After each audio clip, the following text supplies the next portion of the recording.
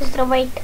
Днес ще ви покажа как да ограбите чест, който не можете да отваряте, ако има премишън, но можете да чупите и да поставяте.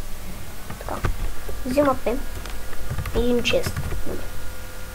Чест взимате и примерно какво да е? Чест, примерно диамант. Така. И диаманта ни бъде. Така. Поставяте честа някъде тук, така отваряте. Поставяте тези неща. И вижте сега какво ще ви трябва. Трябват ви едни релси. Взимате релсите. След това трябва да вземете един Майнкарт. Ето този обаче трябва да бъде. Трябва да бъде Майнкрафт Хуит Хопър. След това чупите този блок, който е пред честа и този, който е под честа. Слагате така две релси. Махате вече релси, няма да трябва. И слагате ето тук дропъра. И ще трябва да изчакате. Изчакате.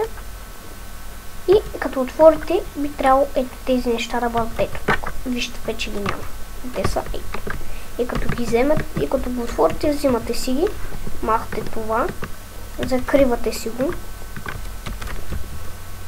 си го, бягате и после някой човек като дойде и си вика, къде ви са нещата, бе?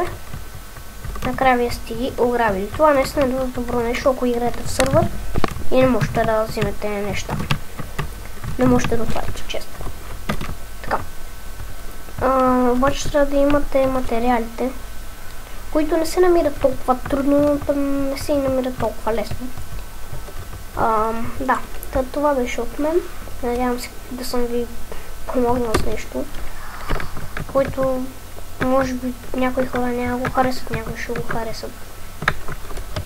Да, това беше от мен. Благодаря, че гледахте видеото, благодаря, че избрахте да бъдете с мен. Това беше от мен и до скоро!